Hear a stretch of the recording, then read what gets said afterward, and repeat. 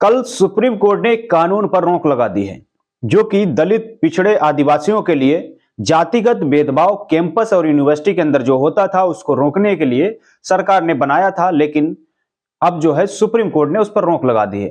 सवाल ये नहीं है, सवाल ये है कि रोहित वेमुला और पायल तडवी की मां ने शुरू की लड़ाई 2019 में, लेकिन आज 2026 है।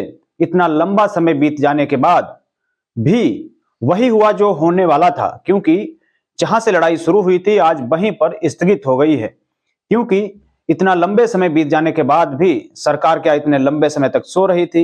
इस पर कोई कानून नहीं बन पाया। इतना लंबा समय क्यों बीता? अगर बीता भी, अगर ये कानून बनाया भी, तो उसके बाद इस पर आखिर रोक क्यों लगा दी गई?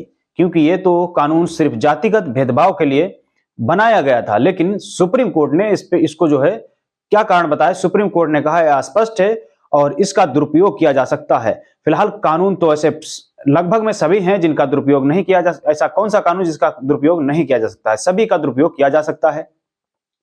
लेकिन बड़ा सवाल यही उठता है, क्या सरकार इतने लंबे समय तक सो रही थी? और इतने लंबे समय के बाद ये कानून अगर दिया तो आखिर ऐसा क्यों दिया जिसपे सुप्रीम कोर्ट ने रोक लगा दी? आपने स्पष्ट तरीके से इसको क्यों नहीं बनाया ताकि ये लागू हो सके? क्योंकि आपके मन में ही खोट है या फिर लोगों के लिए क्या कैसा कानून बनाया है? बड़ा सवाल यह है कि एक पक्ष ये कह रहा है कि ये जो है इसका दुरुपयोग होगा और दूसरा पक्ष ये कह रहा है कि हमको न्याय दो।